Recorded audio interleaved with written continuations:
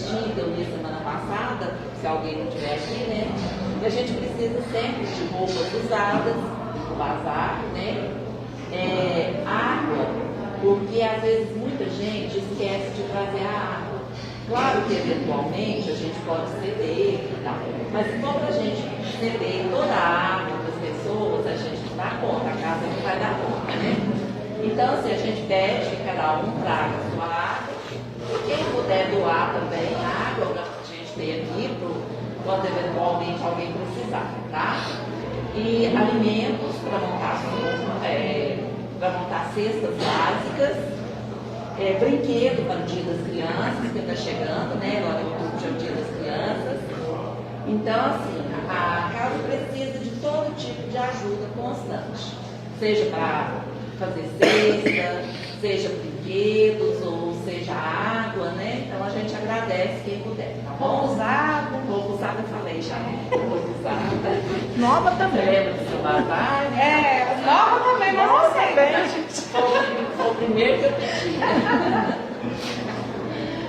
Eu vou fazer a leitura do livro Caminho, Verdade e Vida, de Francisco Cândido Xavier, ditado pelo Espírito Emmanuel. Basta pouco. Disse-lhe Judas: Senhor, donde vem que te has de manifestar-se a nós e não ao mundo? João, capítulo 14, versículo 22. Um dos fatos mais surpreendentes do cristianismo é a posição escolhida pelo Salvador a fim de anunciar as verdades eternas. Não aparece Jesus em decretos sensacionais, em troféus revolucionários ou em situação de domínio. Chega em paz a manjedoura simples, exemplifica o trabalho, conversa com alguns homens obscuros de uma aldeola singela e só com isso prepara a transformação da humanidade inteira. Para o mundo inferior, todavia, a pergunta de Tadeu ainda é de plena atualidade. As criaturas vulgares só entendem os que se impõem aos demais, ainda que para isso sejam compelidas a ouvir sentenças tirânicas proferidas em tribunas sanguinolentas. Apenas compreendem espetáculos que ferem a visão e gestos teatrais dos que dominam por um dia, para sofrerem amanhã o mesmo processo transformador imposto ao mundo transitório ao qual se dirige. Jesus, todavia, falou à alma imortal. Por esse motivo, suas revelações nunca morrem. Além disso, provou não ser necessária a evidência social ou econômica para serviço de utilidade a Deus, demonstrando ainda não ser para isso indispensável a cidade com arregimentações e recursos faustosos.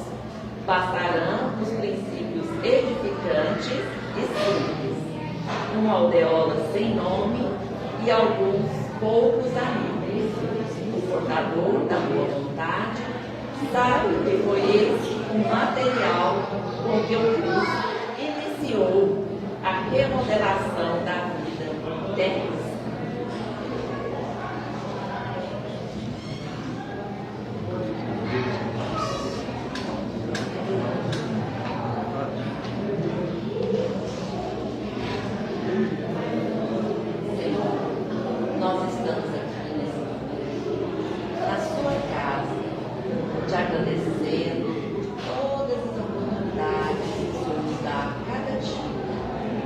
Pedindo que o Senhor nos envolva com a sua paz, com a sua luz, e serene os nossos corações, os nossos pensamentos, que nos envolva com todo o amor, que as suas bênçãos, Senhor, possam ser derramadas sobre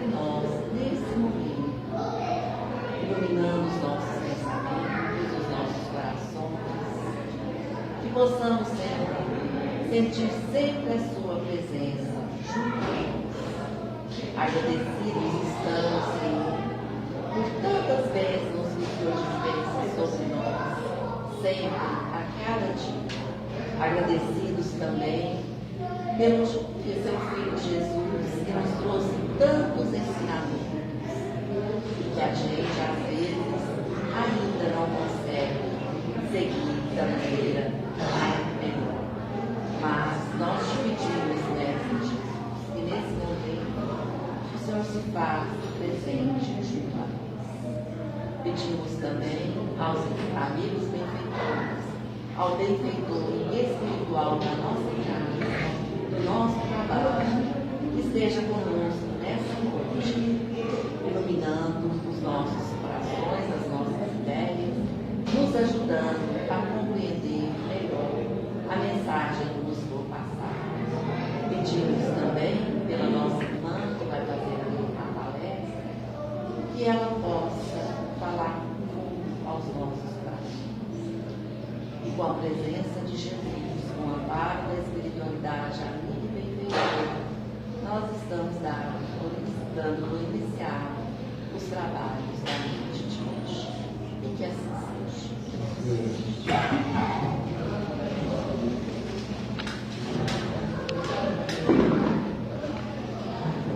É com prazer que a gente recebe mais uma vez a nossa amiga Sandra. Igual arroz doce, né, gente? Toda semana. Tá bem, né? Que tem alguém. O palestrante de hoje era outro, a programação era outra. Mas aí houve um imprevisto e ele teve que cancelar e eu estou substituindo mais uma vez.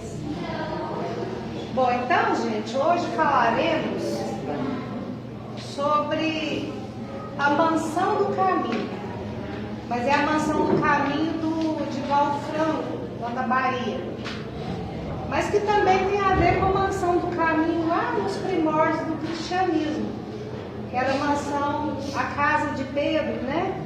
A casa do caminho, onde eles recolhiam todos aqueles doentes, aqueles marginalizados pela sociedade da época, né? Recolhiam todo mundo. Então, nós falaremos sobre isso hoje. Então, a mansão do caminho do Divaldo, ela foi fundada em 1952. O Divaldo era praticamente saído da adolescência, né?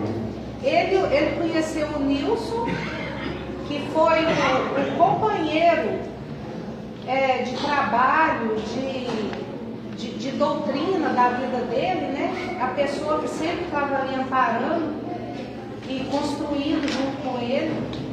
Então eles construíram a mansão do caminho inspirados pela Joana de Ângeles, que é a mentora do Divaldo. Foi no dia 15 de agosto de 1952. Sempre que eu vou fazer uma palestra, eu procuro lá fatos e personalidades espíritas do mês. E aí eu vi essa data que é amanhã, né? Eu falei, nossa, eu vou falar sobre isso aqui. Eu aprendi tanto, porque tem muita coisa aqui que eu não sabia, que eu nunca tinha lido a história. Eu sabia que foi fundado pelo Divaldo, pelo seu Nilson, só que eu não sabia a história de como foi. Então teve todo um planejamento pela Joana de Ângeles. Tem uma instituição no plano espiritual que se chama, deixa eu achar aqui,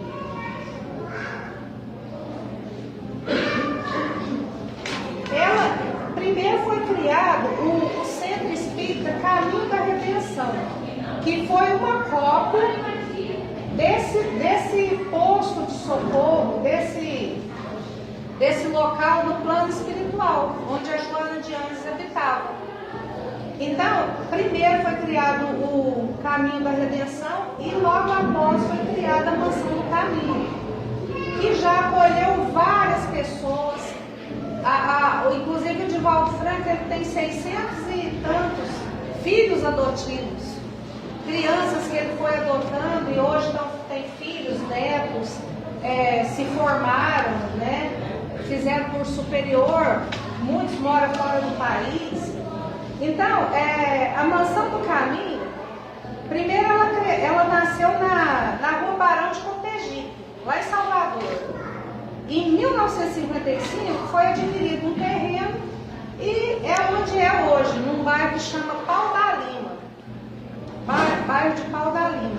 E tem um fato interessante, que uma vez o Divaldo estava passando de ônibus e ele foi mostrado a ele teve uma visão de toda a Mansão do Caminho, tudo construído.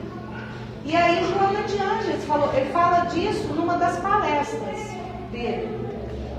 E aí Joana de Ângeles falou para ele que era ali que ia ser construído, que era daquela forma. E foi construído daquela forma, praticamente uma cidade. Inclusive, quem quiser visitar, se um dia tiver oportunidade, lá eles marcam visitas monitoradas, né, para conhecer o lugar. Que é bem interessante, tem oportunidade de trabalho lá também, trabalho temporário. É bem interessante. E nos dias atuais, a Mansão do Caminho recebe diariamente mais de 5.000 pessoas, gente, que buscam auxílio material lá. A gente sabe que o estado da Bahia é um estado muito pobre, né? Tem vários problemas sociais, como em todo o Brasil, né? Mas lá é mais um pouquinho. Então, o Divaldo, a Mansão do Caminho ali, eu imagino que é como um oásis, né? No meio do deserto para esse pessoal. Porque lá eles não recusam ninguém. Lá ninguém sai sem ser ajudado. Inclusive eles fazem parto, tem uma unidade de saúde lá dentro, tudo legalizado, tem creche, tem escola, tudo dentro da doutrina, porque o Divaldo, ele sempre foi e é um discípulo fiel de Deus e de Cristo e de Kardec. Então ele não diverge em nada. E tem muita gente que fala dele porque ele é muito direto, ele é muito franco. O próprio nome já diz, né? Divaldo Franco, interessante, né? Ele é muito franco, ele fala a verdade, doa quem doer. Mas quando a pessoa tem a abertura de mente para analisar o que ele fala, vê que tudo tem fundamento, tem embasamento, né? Então ele assim, na nossa era agora, como contemporâneo do Espiritismo, ele é um exemplo a ser seguido. Ele está com 96 anos, né? Ele mesmo fala, ele brinca que ele já está fazendo hora extra aqui na Terra. E já, segundo eu li em algum lugar, ou ouvi na palestra dele, não lembro agora, a Joana de Ângeles já falou para ele que ele vai desencarnar em breve. Ele não vai demorar a desencarnar. Também tem 96 anos, né, gente? Ele é muito bem cuidado, ele passou por uma cirurgia de coluna há pouco tempo, e todo mundo estava assim meio receoso, mas ele se recuperou muito bem. Então, assim, ele é um exemplo a ser seguido, porque desde criança ele tem a mediunidade aflorada, ele lutou muito, sofreu muito, como todo espírita que aflora a mediunidade em seio católico, né? A família dele era muito católica, ele frequentava a igreja, mais ou menos igual o Chico, era coroinha, entendeu? Então, assim, ele sofreu muito para chegar onde chegou. Ele tinha perseguições ferozes de obsessores. Inclusive, teve um que perseguiu ele por 40 anos, mas mais para frente eu vou falar dele. Então, a história da Mansão do Caminho, vou falar um pouco agora da história da Joana de Ângeles. Aqui, ó, o Centro Espírita Caminho da Redenção foi inaugurado em setembro de 1947. Ele foi fundado pelo Divaldo, pelo Nilson e outras pessoas. E está enraizado no planeta terrestre, na nação destinada a ser o coração do mundo e a pátria do Evangelho. E teve o seu ponto de partida nos ideais da Casa do Caminho, criada por Simão Pedro e outros apóstolos do cristianismo nascente.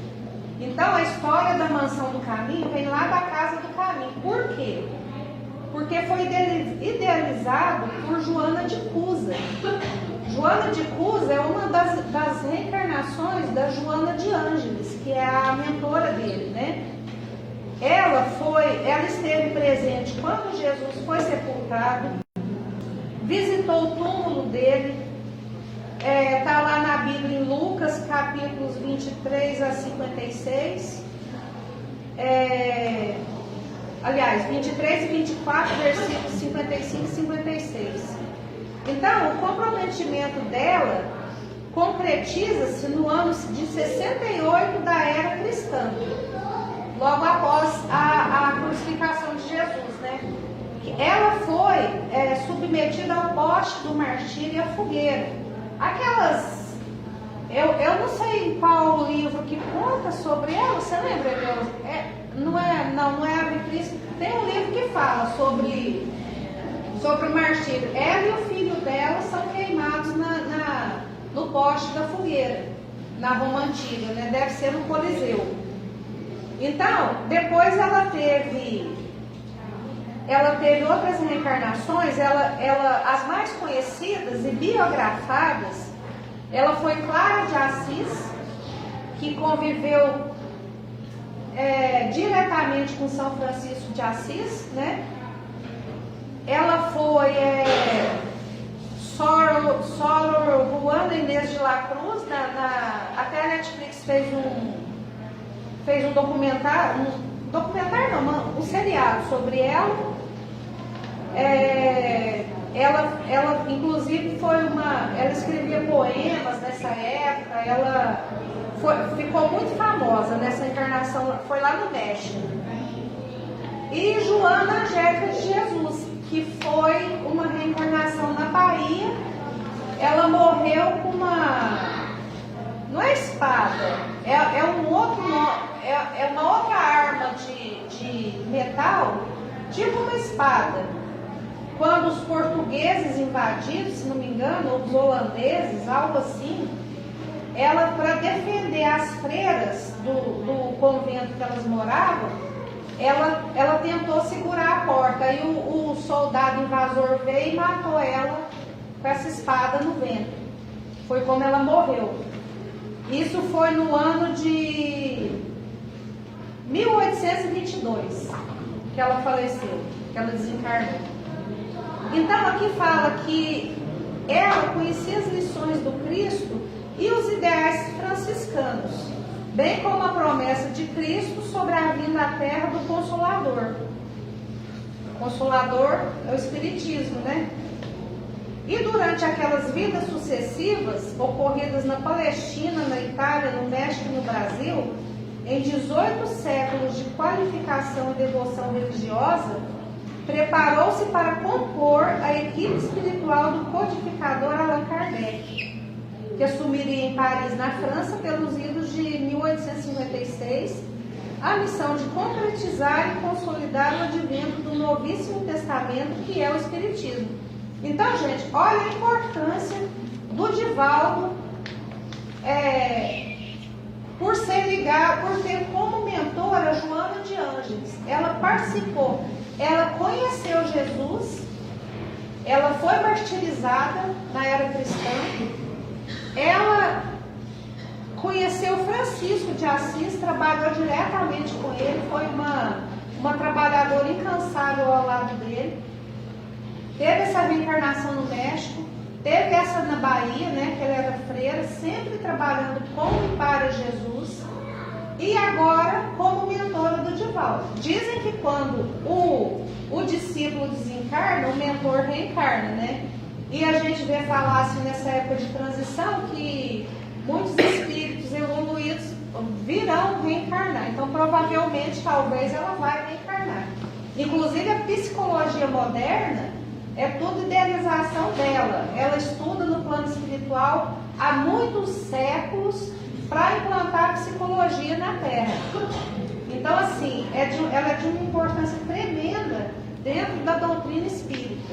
Ela aborda coisas assim que a gente ainda vai, se a gente tiver tempo, né, e reencarnar de novo aqui, a gente ainda vai ter a possibilidade de ver muitos frutos do trabalho dela, né?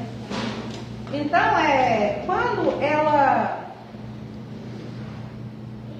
ela trabalhava lá com Kardec, fala aqui, que provavelmente durante o período de elaboração e de concretização da doutrina, que perdurou durante os anos de 1854 a 1869, e conhecendo o destino futuro da nova doutrina, que seria trasladada das terras históricas da França para as terras formosas do Cruzeiro do Sul, que é o Brasil, né? Foi que idealizou com sua equipe de seguidores e afeiçoados, desde os tempos primitivos cristãos, a materialização na Terra de uma instituição genuinamente espírita, nos moldes da primeira organização espírita mundial, fundada por Kardec em 1858. Então, assim, a edificação da mansão do caminho, ela vem de longas eras, ela vem de vários séculos, até ser materializada aqui no globo, né? E, com certeza, se não fosse o Divaldo, teria um plano B, né? Assim como foi o Kardec, se não fosse ele, teria um plano B. Mas o Divaldo já veio com essa missão, ele já veio predestinado a construir tudo isso que ele construiu e auxiliar todas essas pessoas que ele auxilia, né? Aí fala aqui, que durante as suas trajetórias evolutivas, no decorrer dos séculos, este dedicado espírito sempre esteve envolvido e comprometido com organizações de essência religiosa. A exemplo da Casa do Caminho, em Jerusalém, o mosteiro da Segunda Ordem Franciscana das Mulheres, nos tempos de Francisco de Assis, a Ordem das Carmelitas Descalças e do Convento de São Jerônimo no século XVII, no México, e o Convento da Lapa em Salvador, na Bahia, Brasil, que é a última encarnação que a gente tem notícia dela, né? Então, assim, a mansão do caminho, gente, aliás, tudo que a gente tem aqui na Terra é uma cópia mal feita, mal acabada do plano espiritual. Mas a mansão do caminho, ela foi idealizada por pessoas, por espíritos que estão trabalhando no bem desde a época de Jesus. Não é igual a gente, né, que vem errando desde a época de Jesus, né, Deus? Tá só bem errando. Então, ela só vem acertando. Ela só vem acertando, justamente. Por isso que ela está onde está, né? É um espelho para a gente. Então, o advento do Consolador traria ao mundo um novo perfil de organização espiritual, idealizada por Kardec, o Centro Espírita, né? Em 1864 existiam perto de 1.000 centros espíritas sérios. Então, aqui fala que certamente esse espírito benfeitor, que iniciaria o labor de sua nova fase de fidelidade a Jesus, promovendo ações diretamente do mundo espiritual no Brasil, utilizando-se da mediunidade de Divaldo como espírito amigo. Tem mensagem dela, gente, no Evangelho, tem 2 mensagens dela. Ela se identifica como o espírito amigo. Conhecia o pensamento de Kardec acerca dos objetivos elevados que envolviam uma instituição espírita, conforme está exarado no livro dos Médiuns, no qual ele tece comentários acerca das sociedades regularmente constituídas. Esses grupos, correspondendo-se entre si, visitando-se, permutando observações, podem desde já formar o núcleo da grande família espírita, que um dia consorciará todas as opiniões e unirá os homens por um único sentimento, o da fraternidade, trazendo o cunho da caridade cristã. Então, a gente percebe que a fidelidade dela a Jesus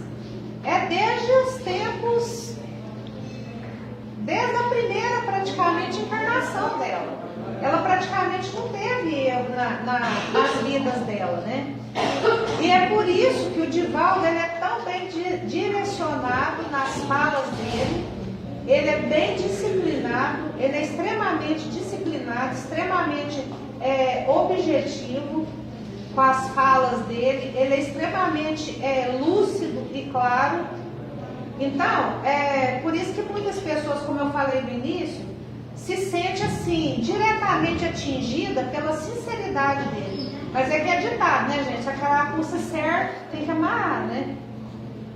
Então ele fala assim, ele fala diretamente para a pessoa cair em si mesmo, né? A gente não cai em si porque ainda não tem evolução bastante. Então aqui eles falam aqui, eles relatam a respeito dela no livro A Veneranda Joana de Ângeles. No mundo espiritual, Joana estagia numa bonita região próxima da crosta, a Colônia Redenção. Quando vários espíritos ligados a ela, antigos cristãos equivocados, preparavam-se para reencarnar, reuniu a todos e planejou construir na terra, sob o céu da Bahia, uma cópia, embora imperfeita, da comunidade onde estagiava no plano espiritual, com o objetivo de, redimindo os antigos cristãos, criar uma experiência educativa que demonstrasse a viabilidade de se viver numa comunidade realmente cristã nos dias atuais. Olha só, naquela época, né, na década de 50, já era difícil, imagina hoje, né? Uma comunidade realmente cristã, mas lá realmente é. Engenheiros capacitados foram convidados para traçar os contornos gerais dos trabalhos e instruir os pioneiros na futura obra. Quando estava tudo esboçado, Joana entrou em contato com Francisco de Assis, São Francisco de Assis, solicitando que examinasse os seus projetos e auxiliasse na sua concretização no plano material.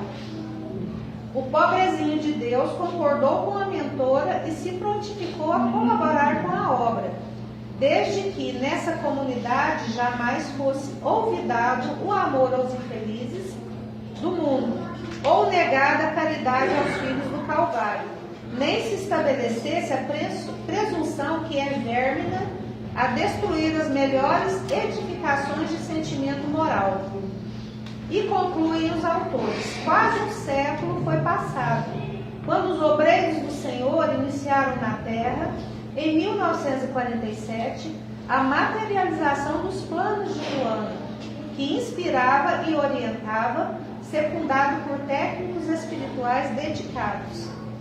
Então, gente, olha só que lugar especial, que lugar maravilhoso que é esse, né? Que energia que não deve ter lá, porque é um lugar que foi idealizado por um espírito tão evoluído, e o Divaldo, ele obedece a ela de forma assim, 100%, né, Eleus? Ele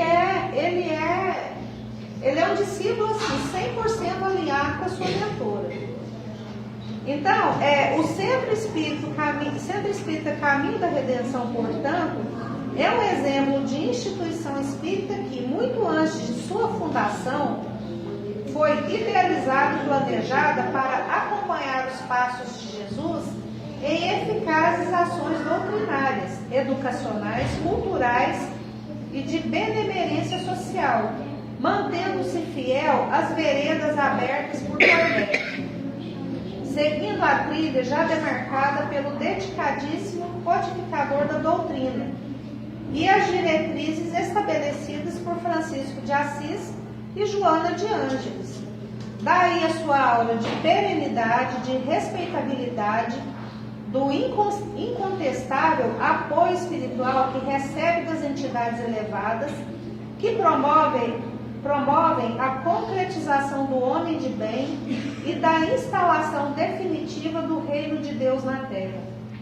Então, gente, essa é a história da Mansão do Caminho, que foi idealizada no plano espiritual, que foi pensada lá na Casa do Caminho, na época de Jesus, né? Que foi idealizado por esse espírito maravilhoso que é a Joana de Ângeles, que eu espero que ela reencarne para dar diretrizes realmente mais firmes para a humanidade, que todos nós estamos precisando, né? E assessorada por Francisco de Assis, né? E por toda uma pleiade de espíritos superiores que com certeza participaram dessa criação e trabalham lá, né, no plano espiritual constantemente, porque lá é um lugar realmente abençoado. E o Divaldo, ele veio com ele tem vários tipos de mediunidade. Ele tem a mediunidade de psicografia, de psicofonia, vidência, audiência, desdobramento, efeitos físicos e psicometria de ambiência. Psicometria de ambiência, para quem não sabe, é uma coisa menos falada, né? É a pessoa sente o ambiente, as energias do ambiente e vê espiritualmente a história daquele lugar, os dramas que ocorreram, as pessoas que viveram, né? Através da energia, toca no objeto e sabe o que aconteceu ali, as energias que foram deixadas pelas pessoas que passaram, que conviveram ali com aquele objeto naquele lugar, né? Então, ele tem 96 anos e Chico falava que Divaldo tinha uma estrela na boca, porque o Divaldo, ele é um orador fantástico. Eu tive a oportunidade de ver ele palestrar pessoalmente por acho que umas 3 ocasiões. Gente, é fantástico. E eu tinha até um livro autografado dele, eu não sei o que eu fiz desse livro, eu tenho um pesar de ter sumido esse livro. E ele, assim, ele é muito jovial, apesar da idade dele, ninguém fala que ele tem ainda. Quando eu assisti essa palestra dele pessoalmente, ele devia ter uns 75 anos, mais ou menos. E ele é uma pessoa tão jovial, uma pessoa tão simples, uma pessoa tão assim, acessível. Ele é muito acessível. E ele já fez mais de 20 mil conferências em 71 países e 5 continentes, sem falar aqui no Brasil, né? Que ele já visitou quase 3 mil cidades aqui no Brasil, palestrando para tudo quanto é lado, né? Aqui eu acho que ele não vem mais devido à idade. Eu acho que agora ele vai dar uma parada de viajar. Já deu Não, e todo ano ele ia para a Europa, fazia uma turnê lá na Europa, palestrando, mas acho que agora ele não vai mais não. Ele já recebeu, gente, mais de 800 homenagens, já escreveu mais de 250 livros psicografados, né? A maioria deles pela Joana de Ângeles, mas tem do Victor Hugo, que é aquele escritor francês do século, acho que 17, 18, não sei. Amélia Rodrigues, quem mais? Manuel Filomeno de Miranda. Toda a série, né? Bezerra de Menezes, né? Ele incorpora Bezerra de Menezes, dá mensagens por psicofonia, né? Então, assim, ele é mais ou menos igual ao Chico, né? Que o Chico também tinha praticamente quase todos os tipos de mediunidade, né? Então, falando um pouquinho dele, ele é muito engraçado. Quem assiste palestra dele, a gente chora de rir dele, tanto que ele é engraçado. Ele conta aquelas coisas dramáticas assim, mas ele conta de uma forma que a gente acha muita graça dele. Então eu anotei algumas aqui para não esquecer. Uma que eu separei é o caso da irmã suicida dele. Ele tinha uma irmã que era casada com um homem rico. E ela falava que ia pôr ele na escola, que ele ia ser médico, né? Ela ia se encarregar da educação dele. Só que aí o marido dela traiu ela. E ela, para se vingar, se matou. Olha, Mariana. Ela se matou. E aí a mãe deles ficou ficou muito revoltada com a igreja porque o padre não quis enterrar ela, porque ela era suicida. Naquela época a igreja, não sei hoje se ainda é proibido, mas não é mais não, né? Mas naquela época era proibido, era Campo Santo, né? Então o suicida não podia ser enterrado lá. Não rezava a missa. Não rezava a missa, fazia nada. E aí a mãe dele ficou revoltada demais, e aí ela largou a igreja católica, né? E nisso assim, ela já tinha tido algumas experiências com o Divaldo, dele falar que viu fulano, viu ciclano, viu a mãe dela, né? Quando ele tinha 4 anos de idade, parece, ele viu a avó que ele não tinha conhecido, e ela também não tinha conhecido. Aí ela foi na casa de uma irmã, aí o Divaldo descreveu ela falou, a irmã dela falou, é a nossa mãe, é a mamãe. Então assim, ela foi tendo comprovações que realmente ele não estava mentindo, né? Porque o padre falava que ele mentia, falava que era coisa do demônio, né? E ele era uma criança, né? E quando ele era adolescente, eu não sei se era 12 anos que ele tinha, ele ficou paralítico, não andava. Parece que foram 6 meses. E aí chegou uma médium na cidade, lá em Feira de Santana, que eles moravam. Ele é de Feira de Santana. E aí essa médium foi lá e viu que era o espírito de um irmão dele que tinha problema de locomoção, e o espírito estava com ele. E aí ela fez as preces, deu passe, conversou, né? Dialogou com o espírito e ele largou de volta voltou a andar. E foi quando ele começou no espiritismo mesmo, né? Ele começou a frequentar, ele tinha muito medo. Aí voltando ao caso da irmã suicida. Aí um belo dia, ele está lá na mansão do caminho, e nisso a mãe dele já tinha falecido, mas estava sempre com ele o espírito. Inclusive quando a mãe dele desencarnou, ele estava junto. Imediatamente quando ela deixou o corpo, ele já viu o espírito dela, já conversou com ela. Tem isso nas palestras dele, ele contando esses casos. Então a mãe dele falou para ele, falou, Divaldo, ela chamava Nair, né? A Nair vai voltar. A Nair vai voltar. E aí ele ficou esperando, né? Continuou trabalhando. Aí um dia chegou uma mulher lá na porta, no portão da mansão do caminho, pedindo ajuda, com uma criança extremamente magra, desnutrida. Ela fazia sopa ela catava reciclável e ela fazia sopa de papelão sujo, de gordura, que tinha embalado comida, e dava aquilo para a criança. E para ela estava tentando morrer, né? Aí o porteiro lá chamou o Divaldo foi lá. E aí ele viu que a menina tinha lábio leporino. Leporino, né? E aí a mãe dele falou pra ele. Aí o Divaldo conversando com a mulher, aí ela contou que sonhou com uma mulher dos olhos verdes. A mãe do Divaldo tinha os olhos verdes. Com a mulher dos olhos verdes, falando pra ela ir lá buscar ajuda lá, que lá ela ia conseguir ajuda. E aí o Divaldo já viu na hora, né, quem que era, né? Já percebeu na hora, já passou para dentro e ele pegava o algodão e ia pôr no leite, espremendo na boquinha da neném e colocar no soro, levar para a enfermaria e aí ia se recuperar.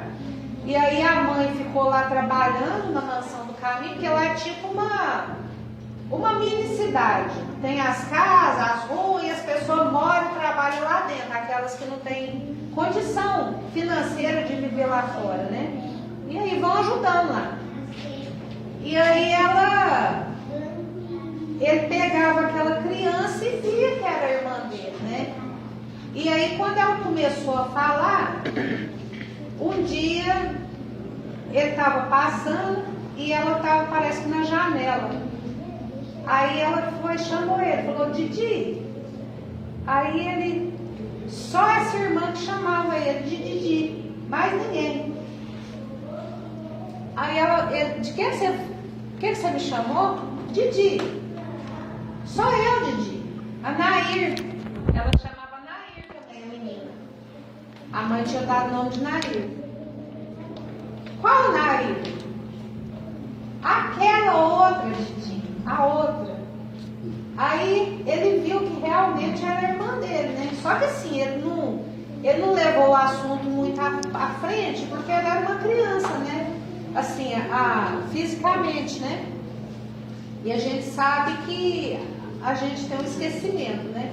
E aí foi falado para ele que ela não viveria muito tempo, que ela ia desencarnar, e parece que ela pegou uma pneumonia e ela desencarnou.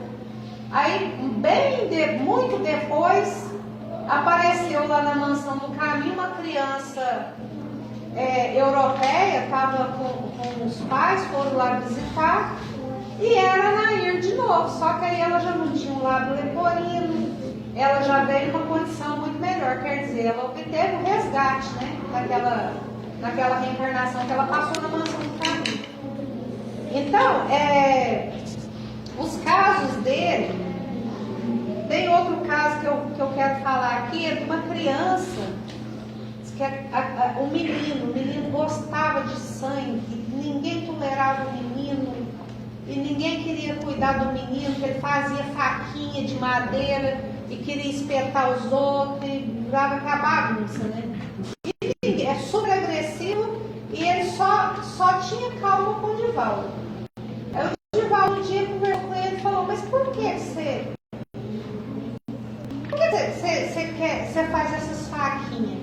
Ah, porque eu quero furar, eu quero sentir o sangue quente escorrer. Aí ele falou, mas como que você sabe que o sangue é quente? Ele falou, eu não sei, eu sei que é quente, mas não sei por que é quente. Ele tinha reminiscências, né, de outras encarnações. Aí ele falou para ele, pois é. Aí ele cresceu e sempre assim, o Divaldo conversando, e o Divaldo um dia falou para ele, olha, toda vez, um dia você vai crescer, você vai embora daqui, e aí, toda vez que você sentir vontade de matar alguém para sentir o sangue, você vai pensar que você está matando a mim. Não, tio, mas o senhor não tem coragem. Ele falou, pois é. Se você não tem coragem, então você não vai matar ninguém. Porque o dia que você matar alguém, vai ser como se você estivesse me matando. E ele nunca matou ninguém. E ele, anos depois, o Divaldo estava num evento, não sei se é no estado de São Paulo, e aí tinha um artista que ia ter a mostra dos trabalhos dele. Ele fazia trabalhos com areia, fazia desenhos com areia, ele era muito famoso, morava no exterior e tal. Aí o Divaldo, quando encontrou ele, era um menino. Aí ele falou que muitas vezes ele sentiu vontade de matar, mas toda vez que ele sentia essa vontade, ele lembrava das palavras do Divaldo. E ele viu o Divaldo e não tinha coragem de matar. Então ele direcionou aquela energia que ele tinha tudo para a arte dele, né? E tem uma história muito interessante que quando ele estava em Paris, ele foi fazer uma palestra lá em Paris, né? E não sabia falar francês, não. Ficou na casa de uns amigos brasileiros lá. E aí resolveu sair para dar uma volta. E entrou no metrô e dizer que parecia assim, que estava até nas nuvens, não sabia nem para onde que estava indo. E foi parar lá, e desceu do metrô e foi parar lá no mosteiro, lá em Paris. Um lugar que assim, que ele não sabe nem como que chegou lá. E foi andando, e parecia que ele conhecia o lugar. E aí chegou lá e chamou a freira, né? E começou a conversar em francês. E ele não sabe nem como que ele estava falando, né? Mas ele tem essa mediunidade também, de falar em outras línguas, né? Com certeza ele estava mediunizado, né?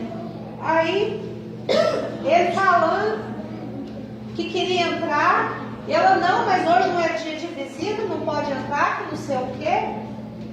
Não, e chama superiora, que não sei o quê, não pode. Não, mas eu quero ir no meu quarto. Que quarto? Que quarto do senhor, né? E não, atrás daquela pedra ali tem uma porta, não sei como é que é, e lá que eu ficava. E aí elas chamaram a superiora, né? E aí elas foram conversando e ela viu o fundamento daquilo que ele estava falando, né? Pensou, não, mas ele sabe mesmo. Mas o senhor nunca veio aqui? Não, nunca vim aqui, mas... E eu morei aqui, né? E aí ela foi, realmente tinha uma porta meio escondida lá, deve ser como era naquelas construções antiquíssimas, né? Que tinha aquelas passagens secretas e tal. E aí chegou lá, era a cela que ele morou. Tinha até na beirada da cama, a pedra estava gasta dele ajoelhar para rezar. E aí diz que eles contaram história, conversaram, ele contou muita história com essa freira e viraram amigos. Viraram amigos e aí sempre que ela tinha alguma dúvida, ela nunca deixou a igreja católica, nunca deixou a fé dela. Mas eles se tornaram tão amigos que sempre que ela tinha alguma dúvida a respeito de alguma coisa, ela consultava o Divaldo. Eu não sei se ela ainda é viva, ele falou sobre ela só nessa palestra. E para finalizar, eu vou falar mais uma vez do perseguidor dele, né, do Máscara. Esse perseguidor dele, acho que dá tempo, né, Deus? Fala rapidinho. Esse perseguidor dele era um obsessor que eles conviveram juntos na França. E ele foi responsável pela morte desse Máscara. Eles eram muito amigos. E aí o Divaldo foi responsável pela morte dele. E ele se tomou de ódio, né? E começou a perseguir o Divaldo. E desde criança o Divaldo via eles, que era horroroso, né? Aí o Divaldo pôs apelido nele de Máscara. E aí sempre lá na mansão do caminho ele aparecia cedo, né? Já aparecia e falava, eu tô de olho, você vai escorregar, né? Sempre assim, né? Sempre vigiando, esperando a oportunidade para o Divaldo dar uma brecha para pegar para cá. E aí um belo dia aparece também uma criança lá com a mulher. Ou só a criança, não lembro bem. Aí o porteiro chamou o Divaldo e nisso o Máscara apareceu também. E quando o Divaldo estava com a criança nos braços, ele começou a chorar. O espírito, né, a entidade, começou a chorar e falou, essa aqui é minha mãe, né? Era mãe. É a mãe dele. Essa aqui é minha mãe. Se você cuidar dela, eu nunca mais vou te perseguir. E o Divaldo cuidou dela até ela ficar moça, né? Ela também tinha resistência com ele. E quando ela tinha 16 anos, nessa vida física dela, o Divaldo conversou com ela, explicou muita coisa, e aí quebraram o gelo, né? E aí o Máscara se tornou amigo dele, inclusive o Divaldo consultava, né? Em várias palestras que ele dava, quando tinha assim, alguma data que o Divaldo não lembrava bem, alguma coisa histórica, ele vinha para ajudar o Divaldo a se lembrar daquilo ali, vinha falar para o Divaldo. Então, assim, a gente vê que Jesus é tão maravilhoso, gente, Deus é tão maravilhoso, que Ele sempre está enviando para nós ferramentas para a nossa evolução, né? Então, eu escolhi falar sobre a mansão do caminho, sobre o Divaldo, porque cada um de nós pode, primeiro dentro do nosso coração, depois no nosso lar, depois na nossa vizinhança, no lugar que a gente frequenta, qualquer lugar, qualquer hora, é oportunidade para a gente ser um Divaldo e criar uma mansão do caminho para acolher as pessoas. Né? Tem um filme dele, tá, no YouTube já está disponível, o filme do Semeador Divaldo. de Estrelas. Não, acho que é o mensageiro de. Tem seu nome correto. Eu não vi não, depois eu vou É procurar. ótimo. Inclusive tem o obsessor lá. É, né? Tem a história toda. Legal. Então, gente, então essa é a mensagem que eu vim trazer hoje. Então vamos trabalhar que um dia a gente consegue ser como Consegue acertar, né? Tipo a Ana de Anjos. Primeiro o Dival, né? Depois o Ana de Anjos. E vamos que vamos. É, porque a né? parte da Ana de Anjos é um pulo muito grande. É um né? mundo grande, Vai lá. nós estamos muito ambiciosos, né? É, Então é isso, gente. Agradeço a atenção de vocês. Desculpa se eu falei qualquer palavra que ofenda, que merilhe alguém. Mas a gente procura ser fiel a Jesus sempre, né? Então é isso. Muito obrigada e boa noite a todos. Obrigada, Fama. Quer que eu faça?